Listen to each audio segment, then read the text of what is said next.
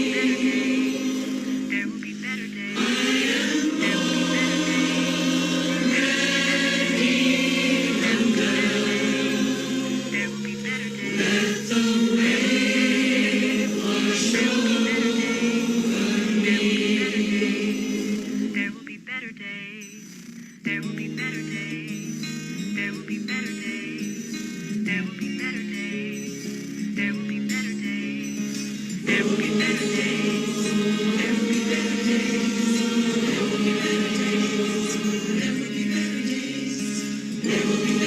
There will be better days. There will be better days. There will be better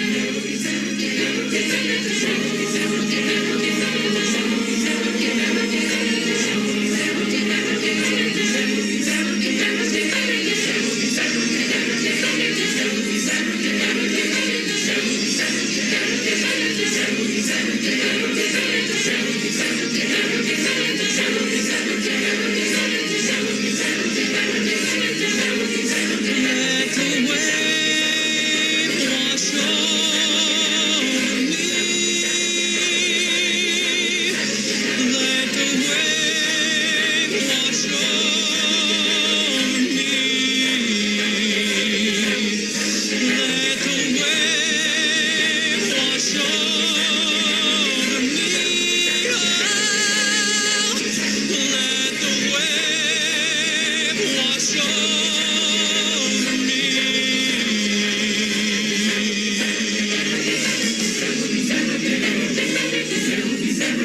There will be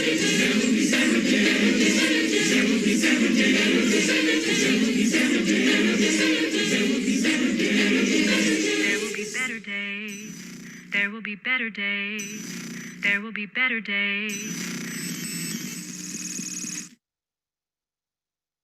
There will be better days. There will be better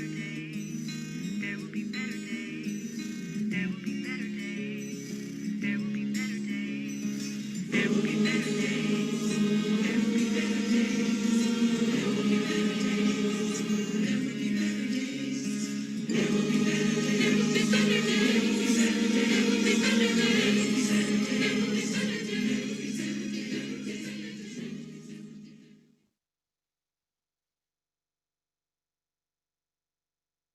days. There will be better days.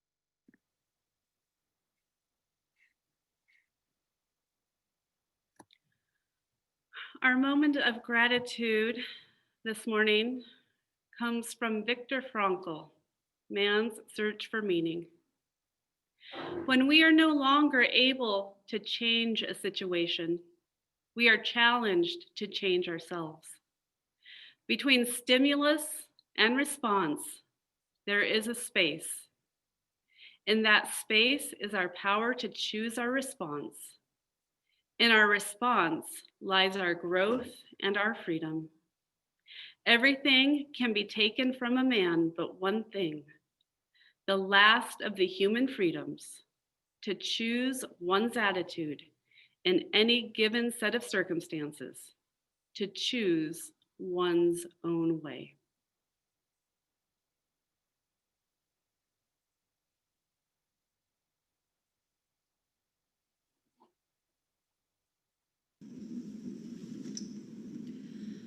We are a gentle, angry people, and we are singing, singing for our lives. We are a gentle, angry people.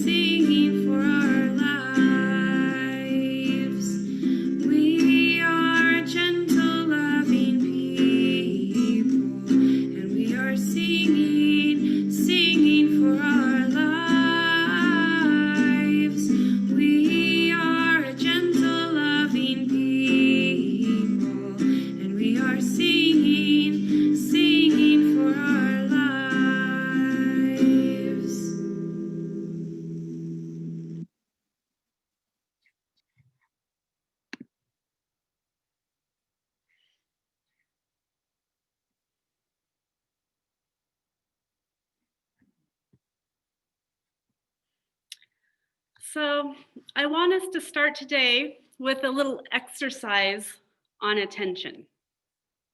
I want you to take a moment and look around and look to find everything around you in your room that is blue.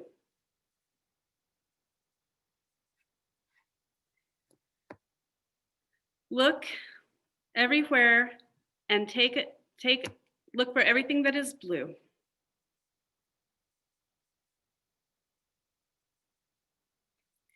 And now I want you to go ahead and close your eyes and name for me everything in your room that is red.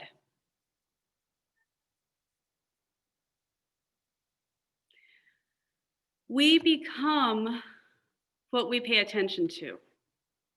And I can say that over the past month, I have been paying way too much attention to the news and the election and to CNN, to the point that on some level, I almost feel like I was becoming addicted to the news, to the dopamine hit of the latest election precinct numbers. And it started on election night and then became something else. It was like this deep nervousness of this election, and would this election actually ever be over, as we watched one lawsuit after another being played out in the courts. And then, last Monday, almost 17 or 18 days later, Michigan certified its results and the GSA released the funds for transition. And I began to decompress a little bit. But I believe that there are a number of people who will have some form of PTSD from this election and from the past 4 years. And I don't say that tongue in cheek. A few weeks ago, the Sunday after the election results were called for Joe Biden, I played for you the tears that Van Jones expressed the day after Joe Biden was elected president-elect. That was a heartfelt decompression from years of feeling on attack, under attack. And so just when we thought we were going to be able to begin the healing process from the vitriol of the past 4 years, we had this underlying fear of an eternal barrage of potential lawsuits, once again throwing the results of the election in doubt and rallying everything up. And once again, many of us felt like we couldn't breathe. We felt like we had to gear up to fight. We had to hold our collective breath from day to day until each state certified their results, until we were told by individual Republican officials that they, in fact, would not cheat and disenfranchise millions of voters by refusing to certify election results. This back and forth creates a form of tension. It creates a form of PTSD. I am a middle-class white woman in suburbia. And finally on Wednesday, I felt like I could begin to decompress. So I can't imagine what it's like for millions of other people who are not nearly as safe as I was and am. I woke up this past Wednesday morning and I was ready for that adrenaline rush to turn on the news, to start getting that dopamine hit of, anger or fear or fight or flight, preparing to once again talk myself off the ledge. And I was able to take a deep breath and say, Wendy, you don't have to turn on CNN today. You can actually think about something else. And I realized that on some level, I had become addicted to the daily barrage of tweets and news and election results and numbers and states. And we've been conditioned to wake up every day for 6 years to ask ourselves, what craziness will we have to prepare for and fight against today? And I say 6 years because the election took a crazy turn during the primaries about 6 years ago. So it's going to take some time to decompress from the feeling and the need to defend ourselves. We still have issues. This is still 2020. We have a raging pandemic that is only going to get worse in the next few weeks. We have a lot of work to do. But the one thing we don't have to do, at least right now, is worry about that we're being attacked from the inside. And I know we still have a few more months before inauguration, but at least for me, this last week allowed me to take a few deep breaths and begin to put my attention on something else. And so my question for us to think about today is, how do we begin that decompression process? I think the first thing to do is to take a bit of a self-inventory to see if indeed you have that fight or flight mechanism inside you still getting activated on a daily or hourly basis. What is it that you are paying attention to right now? Are you still only focused on the blue?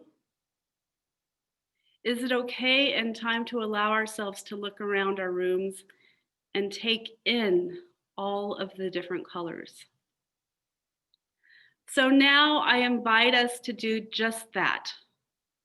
I'm going to ask you to take a look around your room again. But this time, instead of focusing solely on one specific color, I invite you to name how many different colors you see. How much variety are you surrounded with? Have there been things in your immediate surrounding that you simply stopped paying attention to over the years and can now begin to focus on again? Last year, we barely decorated for Christmas. I don't really know why. I guess I just didn't feel like it. This year, I spent the day on Friday and Saturday taking things out of boxes and looking at them again, paying them some attention, and using my intention to create space for them. My attention was on the beauty that was always there, but had been hidden away in storage bins. This year, I wanted to decorate for Christmas again. I was able to pay attention to my home. And my ability to do this tells me that I am starting to decompress.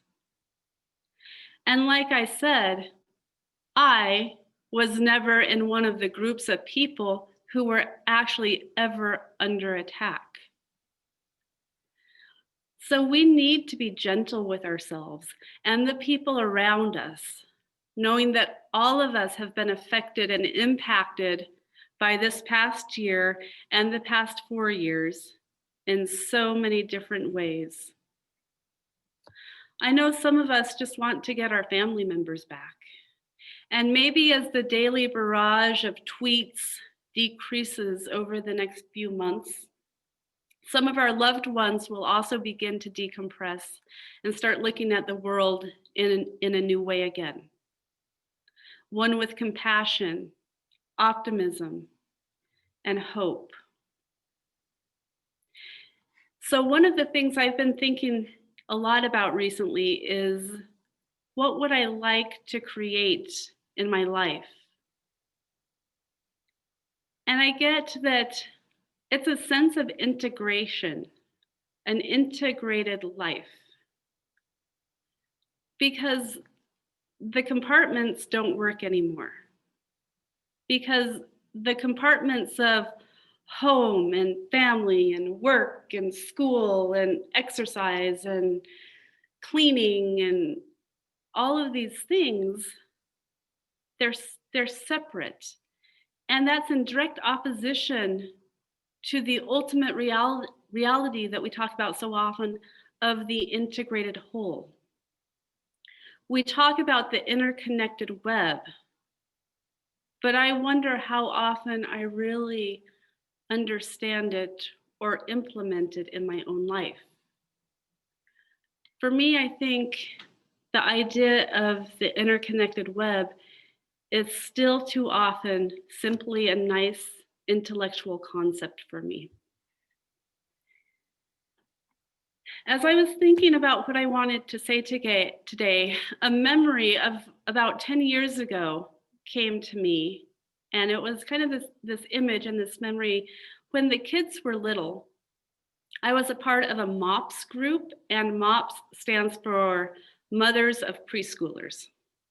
And I had a friend who was wanting to get a small business going through selling makeup at makeup parties. So I told her I would help her organize one at another MOPS mom's home. When we arrived at this house, nothing was set up. The host mom was cutting potatoes for potato soup. Her kids were running around, and we knew that she had just opened her home to taking on a 14-year-old foster child. But what I remember about this mom and her home was just how calm and at peace she was with everything going on around her. She told us where the tables were to set up. She continued cutting up her potatoes for a dinner that was clearly nowhere near being ready to eat. And she peacefully talked with us as she worked and as we prepared and as her kids ran around, as she told us the story of the young teenager they had just welcomed into their home.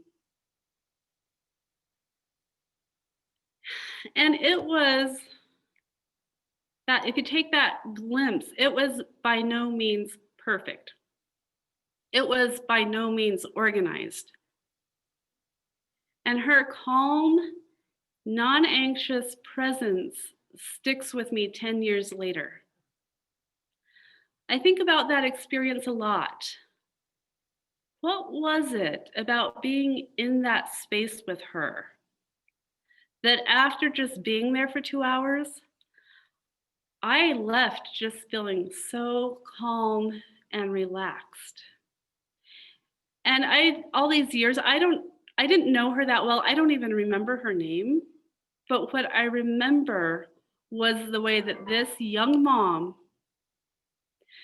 was able to care for her home and care for her children and open her home to another child, a teenager, and still go on with just being who she is and inviting her friends into her house to have a makeup party. She wasn't evolving into the chaos. She wasn't trying to escape the chaos. She was just being herself in the middle of the chaos. Like Buddha shoveling snow. I think about her a lot, and sometimes I wonder how she did it. What I see or saw in her that day was a divine beauty and her calmness. I think the difference is she was in it, but she wasn't pushing against it. She was just moving with it. And so, what does this have to do with those of us beginning to decompress the tension of the last few years? Where does that connection come in?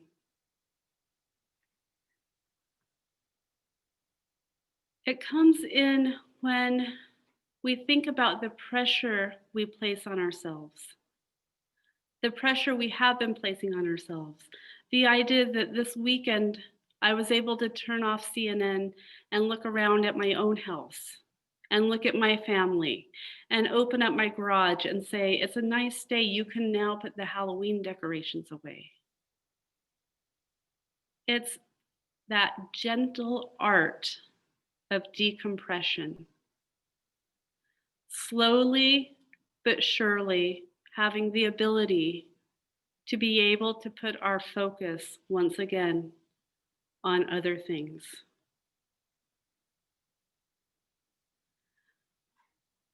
I want to close again today with the words I read from Viktor Frankl. When we are no longer able to change a situation, we are challenged to change ourselves. Between stimulus and response, there is a space. In that space is our power to choose our response. In our response lies our growth and our freedom. And I am excited to see where this space takes us in 2021.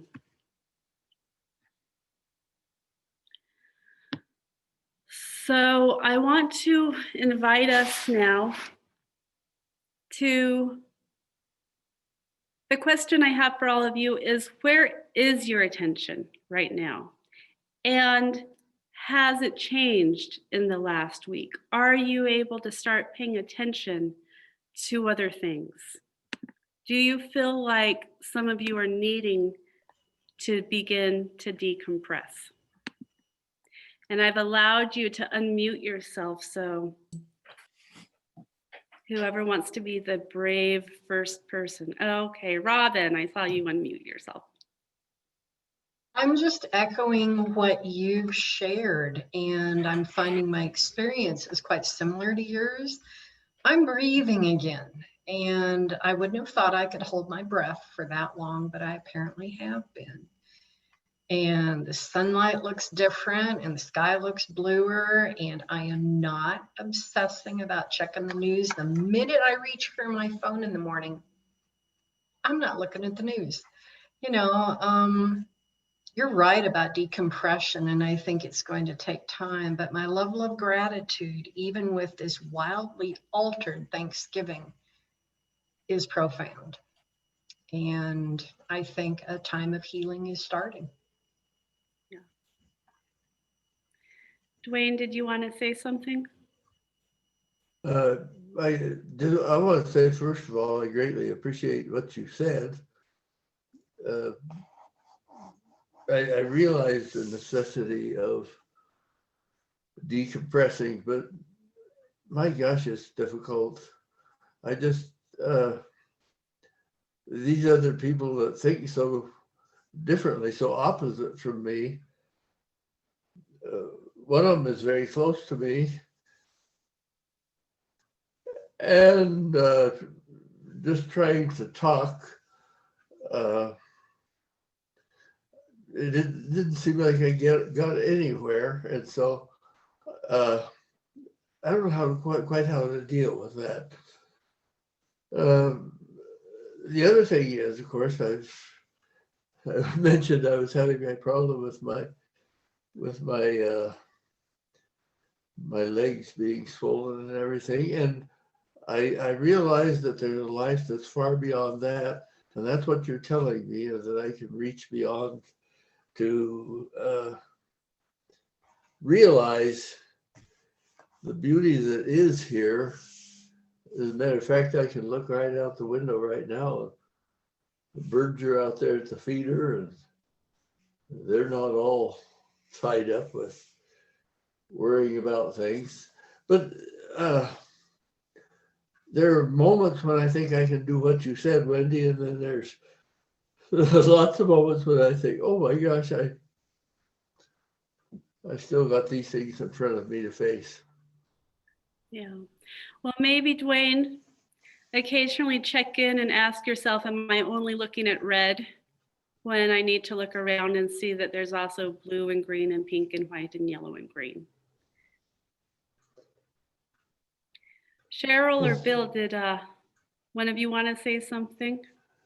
I've become aware of I'm spending way too much time just noodling on the internet news, reading stuff at random.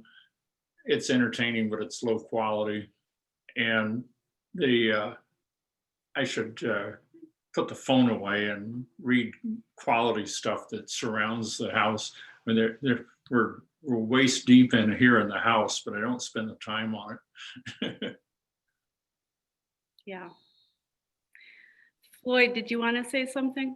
I wanted to talk about yesterday morning. I was out feeding our 12 outside horses, and the beautiful sunrise just came up. And I went about my day. I cleaned the stalls. In the evening, I was out there feeding these same horses, and I saw the sunset over the sunrise, of course, was over the mesa. Sunset was over the monument. I saw it go down. I turned to the mesa, and there was the moon coming up over the mesa, and it was a perfect day. I decompressed. Yeah, and paying attention to that is what's so important. MLC, did you want to say something? Maura, sorry.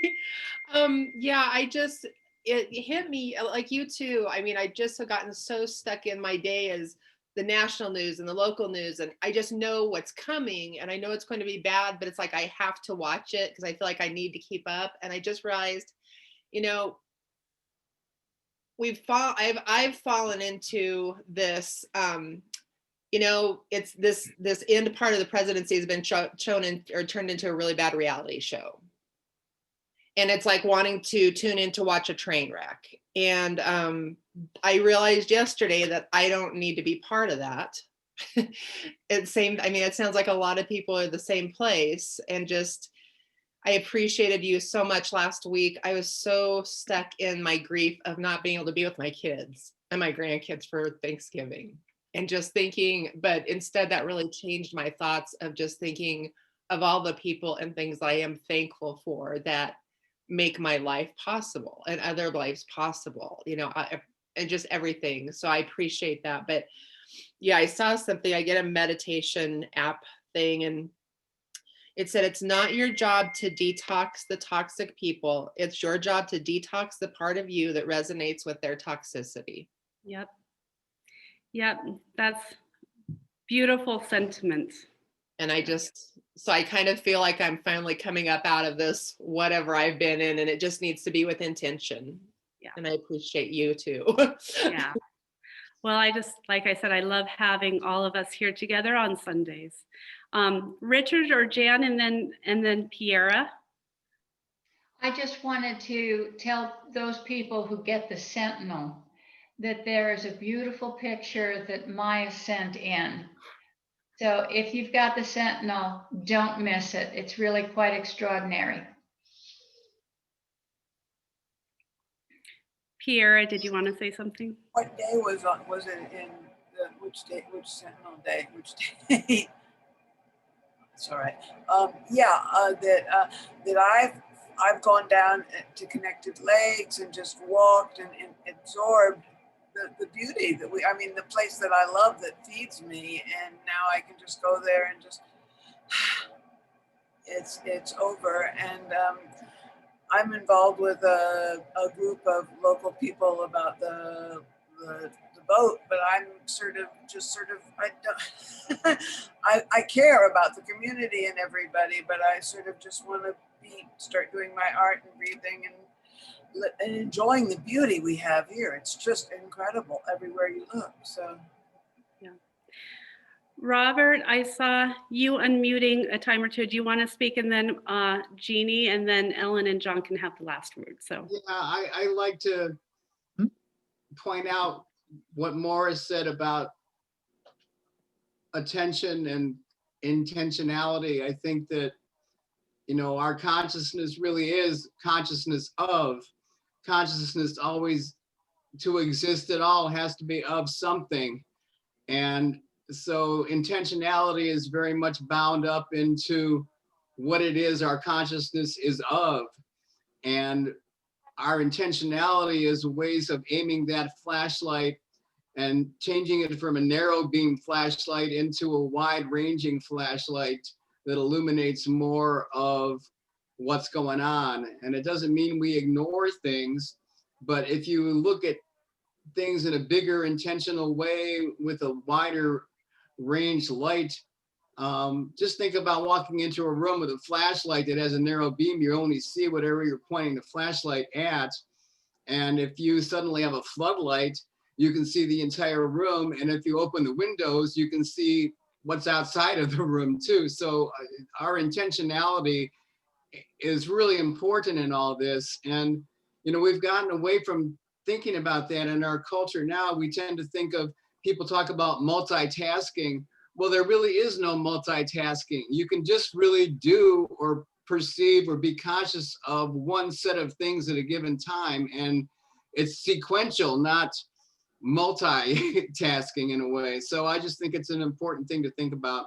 Yeah, exactly. I love that. The pinprick versus the floodlight. Jeannie, did you want to say something? Yeah, I just, I'm in a little bit of a different space because of where I am in Europe and France. They're trying to pass some really right-wing laws right now, and it seems like France, I'm just in a place of wondering if I've made the biggest, most expensive mistake of my life and have no idea what I'm doing here and if I can stay here. And the rest of my life, you know, is just a muddle. And my friend keeps reminding me, and it's something really true. And I really appreciate the Viktor Frankl quote. I love that book about, you know, choosing fear or love. Some people say there are only two emotions, you know, fear or love, and everything is motivated out of those two paths. And I have to try to stick with that every day because I have a tremendous amount of fear every time I look at the news about what's happening currently where I am, let alone the world, let alone the future, with other things coming down the pike that relate to freedom and movement. And that scares me more than anything. So it's, I'm not decompressing, I'm actually getting worse, unfortunately. I need to work on that because your message is very much like the PTSD part is like almost like cranking up for me. Thank you for sharing that, Jeannie. And it's a good reminder that none of us are ever at the same place at the same time. And so as in America, we can start decompressing a little bit. Like Jeannie says, in Europe, maybe not so much. And so we're sending you tons of love and peace and calm and loving thoughts to you, Jeannie. John and Ellen, I'm going to have you guys be the last word today. Goodness, such a burden. I like to remember years ago, there was a radio newscaster named Paul Harvey, who he'd been on for 50 years or something. Anyway, he would read the news, and if there was a bad news story, something you were going to be upset about, after he'd read that, he says, "Now, let's wash our minds out with this." And then he'd say something like, "Bill and Mary Smith have been married for 65 years. Oh, John, you just froze up, but yeah, Paul Harvey, you know, it is. We can hold more than one thought in our head at the same time. So, and with that, and you know, maybe in honor of what Jeannie shared with us, let's sing our closing hymn today, One More Step, because we can always take one more step.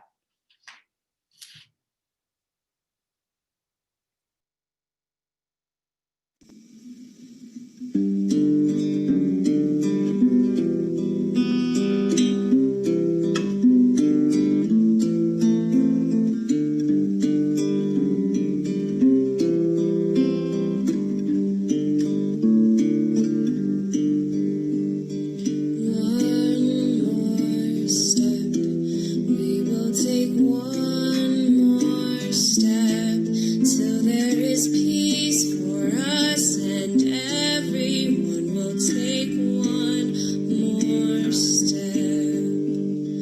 One more word, we will say one more word, till every word is heard by everyone. We'll say one more word, one more prayer. We will say one more prayer, till every prayer is shared by everyone. We'll say one more prayer, one more song. We will sing one more song, till every song is sung by everyone. We'll sing one more song, one more step. We will take one more step, till there is peace for us, and everyone will take one more step.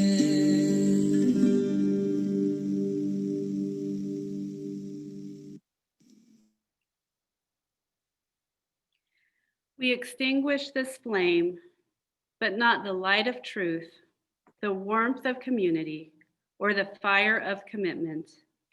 These we carry in our hearts until we are together again. Go your way in peace, wander as you may. Blessed is the path you take. May love guide you on your way.